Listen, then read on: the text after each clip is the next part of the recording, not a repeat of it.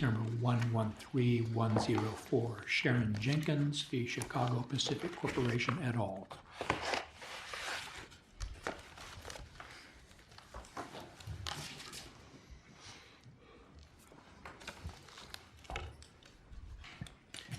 May it please the court, my name is Nicholas David, and I represent Sharon Jenkins in this appeal. May I reserve 3 minutes for rebuttal? 3 minutes is granted.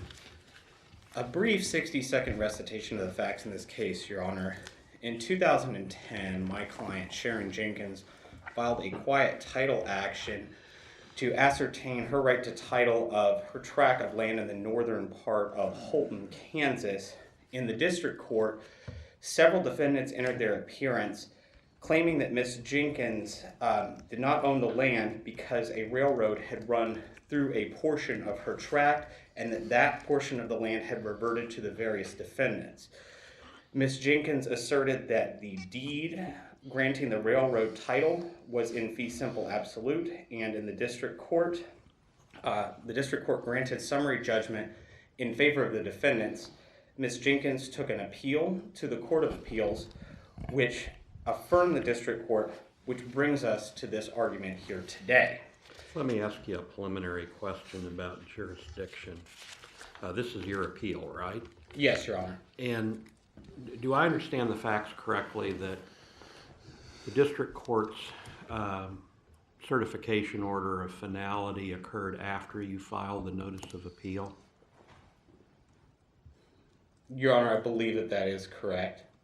Did the district court have jurisdiction to enter an order after the notice of appeal was filed?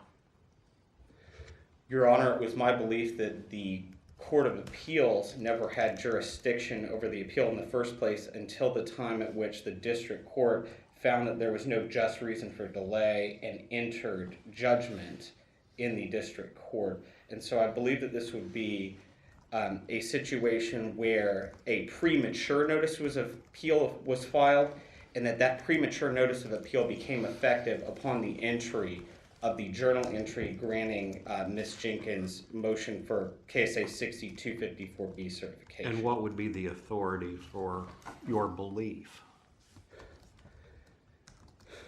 Your Honor, I believe it is Kansas Supreme Court Rule 6.07, premature notice of appeal. I'm not certain of that, to be quite honest. That issue was never raised in the Court of Appeals. I quite frankly wasn't anticipating that that would be an issue this morning. If the court requests additional information on jurisdiction, I would be happy to provide a supplemental brief if that is the court's concern. On the merits of this appeal, Ms. Jenkins believes that the dispositive issue in this case is whether the deed purporting to grant fee simple title to Ms. Jenkins' predecessor in title was ambiguous or was unambiguous.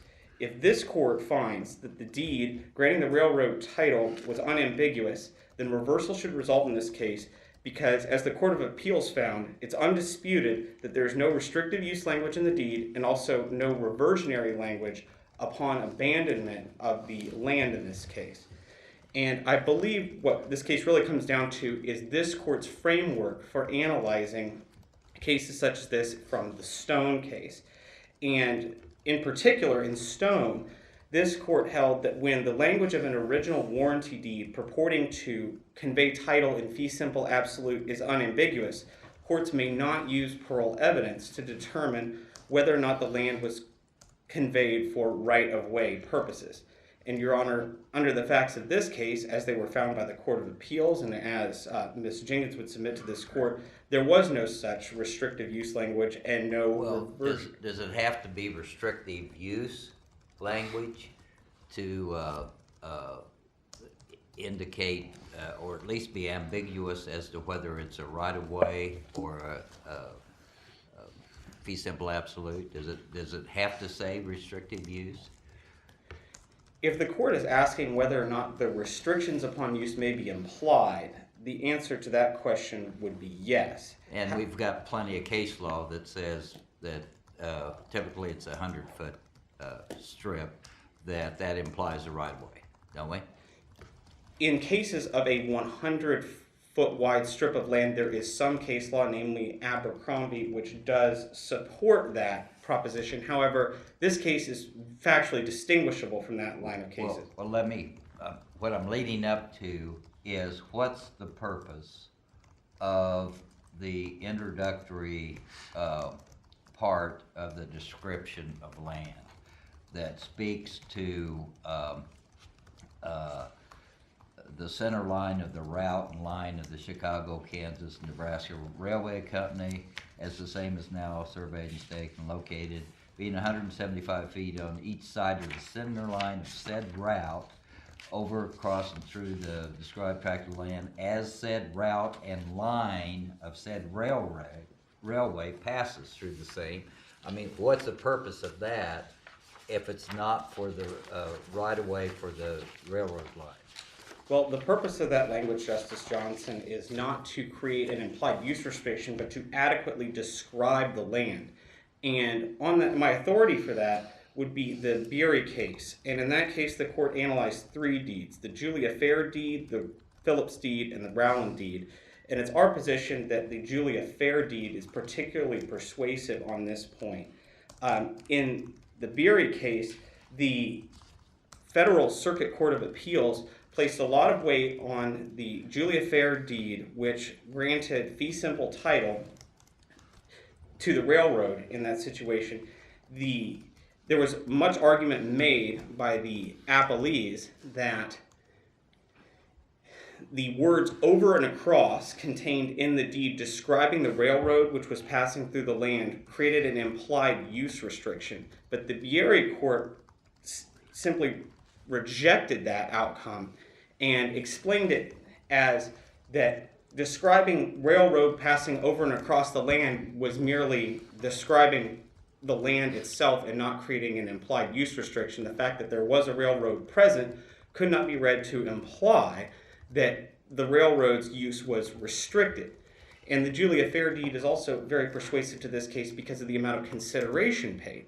In that case, the Bury case, there was $3,500 in consideration paid, and the Bury court put a lot of weight on the amount of consideration to suggest that fee simple title was being conveyed. Similarly, in this case, there was $5,750 paid in consideration, and in addition to the strip of land which begins in the deed, there's also 20 full city lots which were conveyed in this case, which also goes to suggest that more than a mere easement was conveyed. And Your Honor, I think that that's where this really comes down to, is the amount of the land that was conveyed, the fact that it was conveyed in full city lots, the consideration paid for the land. Under Stone, Bury, and also Schuenberger, they're simply describing a railroad which is on the land does not create an implied use restriction. And I'd like to talk just a little bit about the Abercrombie case, which the appellees rely extremely heavily upon. And I believe that this case falls squarely into the exception that the Abercrombie court created in that case, which is that the Abercrombie court did not intend to express an opinion as to lands where there was nothing in the contract or conveyance indicating that there was a restriction upon those lands. And also I think it needs to be considered in Abercrombie that the court was plainly looking at parole evidence from the outset.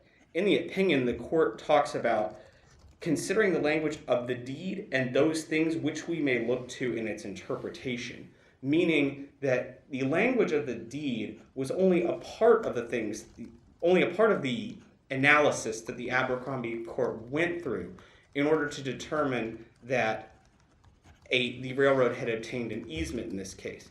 And this court has clarified in Stone that the language of the conveyance is of the utmost importance, and if that language is unambiguous and it grants fee simple title, then the inquiry is over at that point, and that parole evidence may not be considered.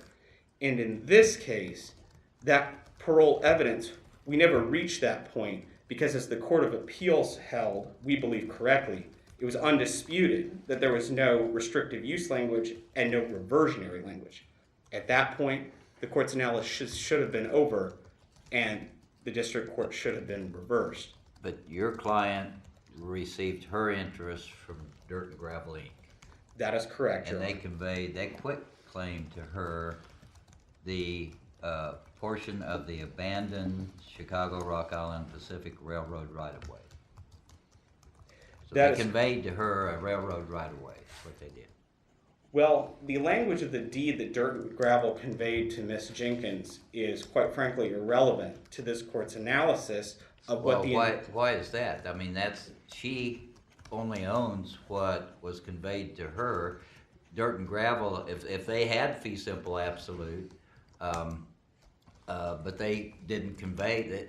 Nothing says they have to convey everything that might have been obtained, even if the original deed was a fee simple absolute.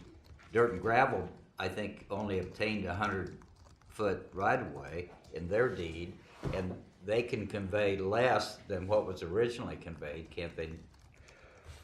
Well, I understand the argument. However, I believe that that was a description of the land that was being conveyed by Dirt and Gravel. Whether or not Dirt and Gravel had title based upon the conveyance that was given to the railroad is the issue in this case, because if I were to assume your hypothetical were correct, Justice Johnson, the appellees would still not be entitled to relief in this case because there would be no reversion.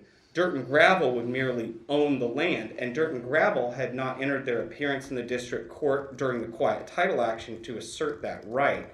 And so I believe that any sort of argument that Dirt and Gravel remains the fee owner of the land would have been waived by the fact that they didn't enter an appearance and didn't assert their rights as the owners of the property. And the quitclaim deed that Dirt and Gravel provided to my client simply transferred all of the rights which Dirt and Gravel had. And the question is, under the deed which the railroad obtained title, it is the deed which controls the outcome of this case. And if there are no further questions, I have no further presentation. Any more questions? All right, thank you, counsel. Thank you.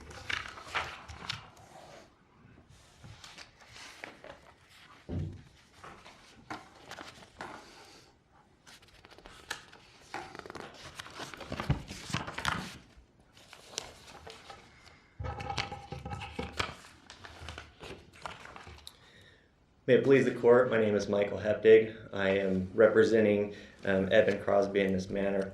And as counsel appropriately pointed out, the real issue here, as has been extensively briefed, is the interpretation of the 1886 conveyance from several individuals who owned the subject property to the Chicago, Kansas, Nebraska Railway Company. Why is that? Why do we need to interpret that? Dirt and Gravel obtained their ownership from the railroad, right? Correct. And what didn't they obtain? Didn't their description talk about a 100-foot strip?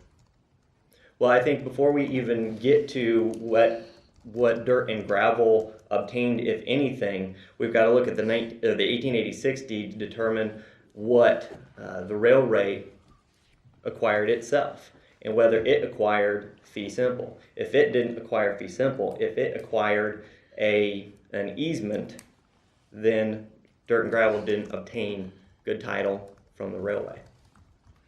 And in interpreting this 1886 deed, we've got to, or this court has enumerated basically a two-step process in stone, and that is, one, can we tell from the original conveyance, is it ambiguous? Can we tell what was intended?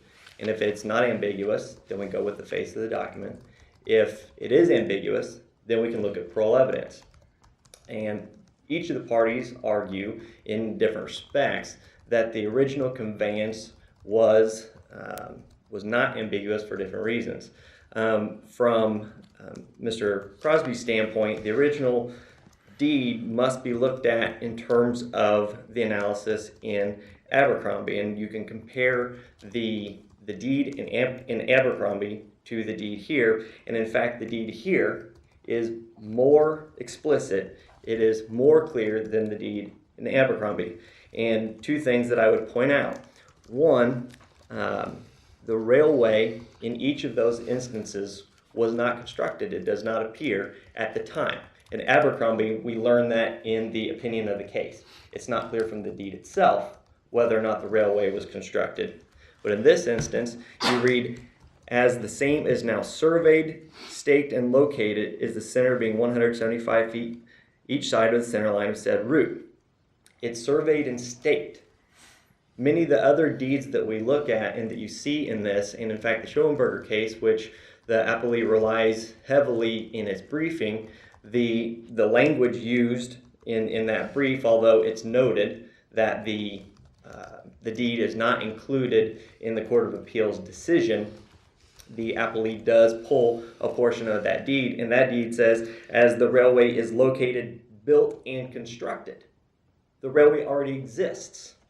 There's already right-of-way taken in that instance. And if we look at the remaining, the first part of that deed, which isn't included in the appellee's brief, it says, all of the following described land not heretofore deeded to the Denver, Memphis, and Atlantic Railway Company. So in other words, in Schoenberger, the deed indicated a strip of land that was centered on railroad right-of-way. But it's the land not already given to the right-of-way. It specifically indicates there's already been a deed or a right-of-way given.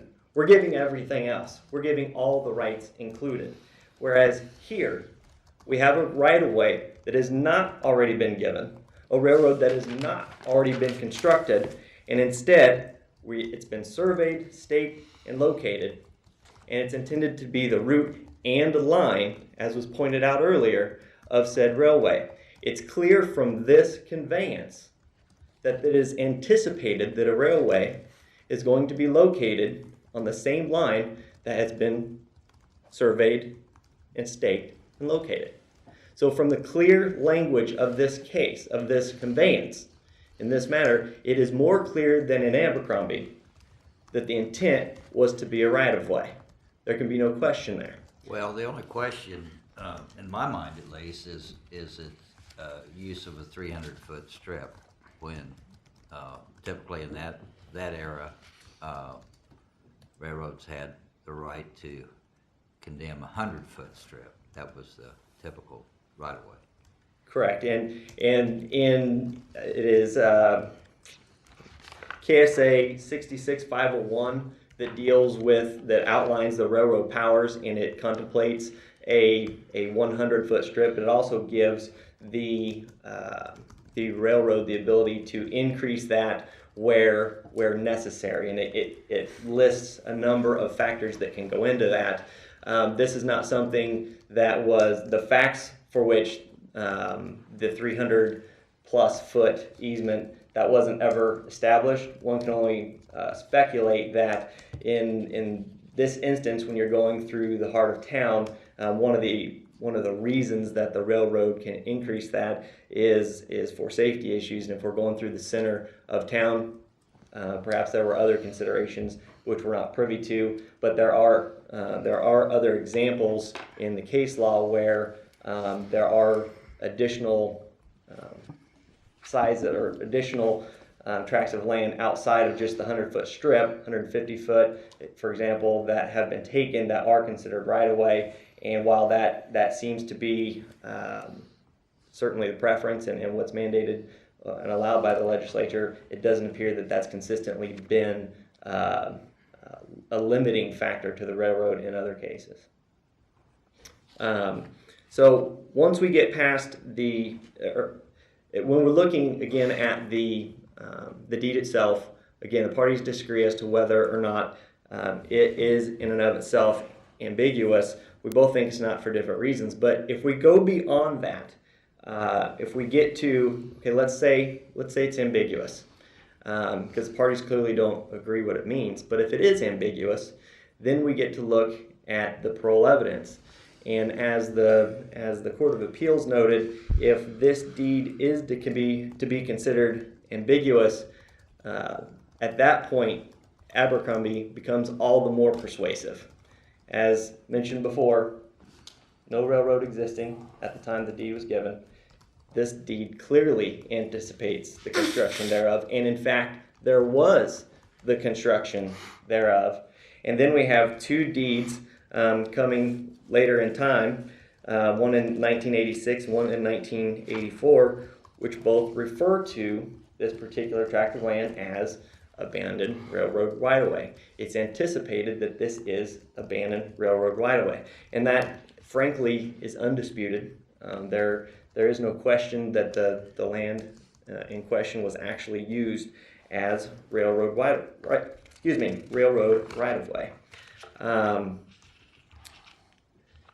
One of the biggest distinctions, once again, that we see is the focus of the parties on either Abercrombie or on Schoenberger.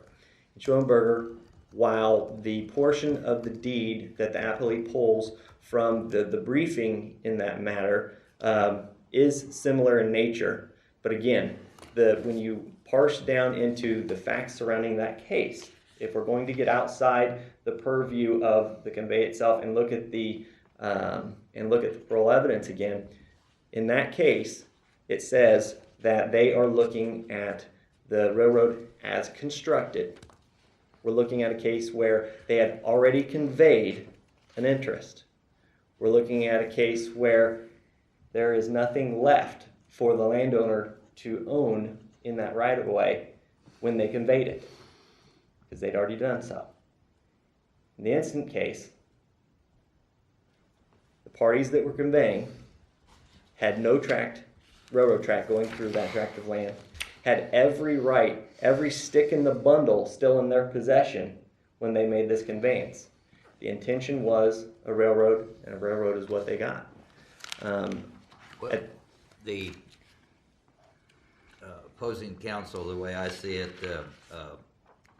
complains that the Court of Appeals opinion directly contradicts Stone versus USD 222 as well as Schoenberger. So how do you distinguish the Stone case? Well, in the Stone case, there was no reference in any manner in the conveyance document as to the railroad. The Stone court, frankly, looked at the Abercrombie case and recognized in that case that the deed in the Abercrombie case, the court there thought that was ambiguous and then looked at parole evidence.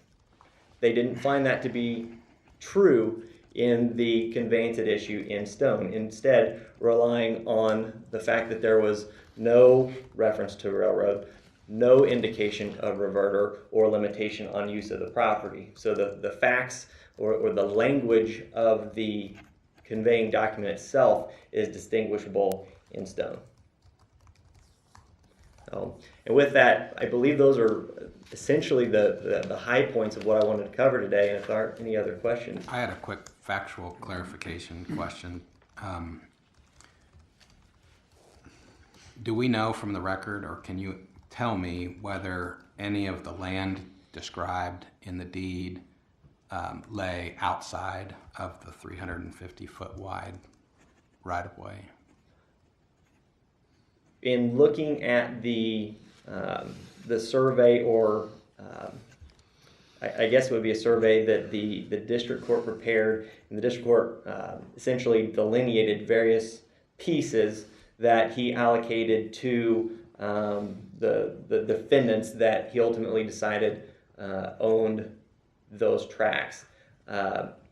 It appears from my review of that, it looks like that's all within 350 feet, but I don't have the knowledge to tell you that is or is not. Was there a finding to that effect, a factual finding? I believe that is the case. I believe that was the court's finding, is that this is the disputed tract. This was what was considered the right-of-way, that this 350 feet is encompassed in what is drawn on it's essentially the exhibit that sets forth right, but that's the opposite from my question. The 350 foot is encompassed within the land described. What I'm asking is, does the land described exceed the 350 feet?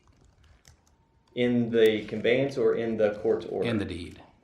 In the deed, Because as I read the deed, you've got a description of the strip of land, 350 feet wide, but then you've got this language about also granting and conveying all of these lots. And that's what your opposing counsel referenced. Why would we have these additional lots listed if this was just a right-of-way? And so my question is, do the lots extend beyond the 350 feet or not? And that's a factual question, and I don't know the answer. I don't know the answer either. I wish I could answer that. Any more questions? All right, thank you, counsel. Thank you.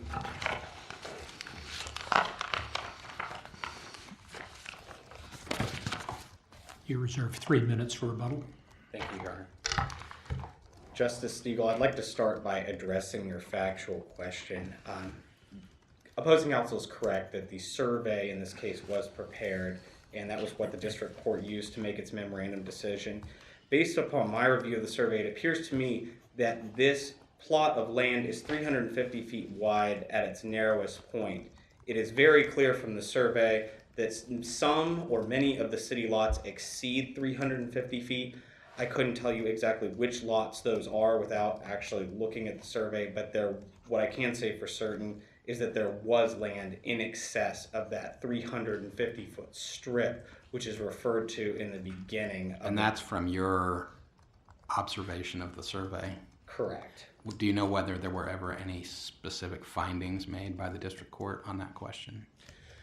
As to how wide the land was?